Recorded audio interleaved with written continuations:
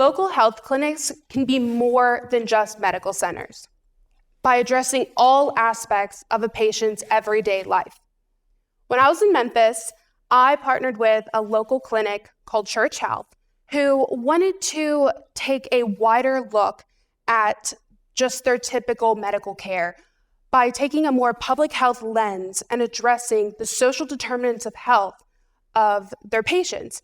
Or they wanted to look at the gaps and inequities in their everyday life, like lack of access to education, or rent and mortgage issues, or food instability.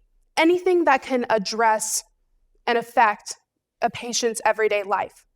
So I did a nationwide literature review to look for clinics who are addressing these social determinants of health. And I found clinics along the West Coast, Texas, Illinois, Minnesota, who were using surveys to address the social determinants of health in their patients.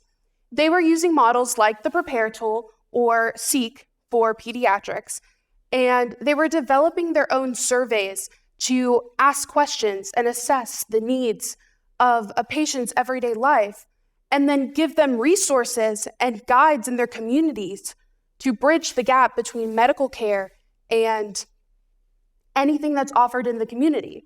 So I took all this information, went back to Memphis, and I did a gap analysis and a SWOT analysis. Or basically, I looked at the clinic to see where there were gaps or holes in their patient care to see how we could better address the needs of the patients within these clinics. So I also got to sit and observe and watch the day-to-day life of patient care and what the providers were missing within their care as well.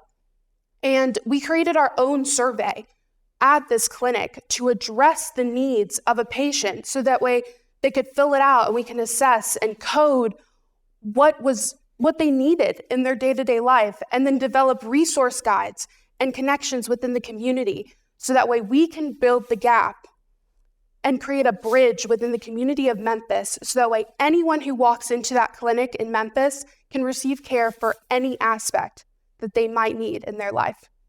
Thank you.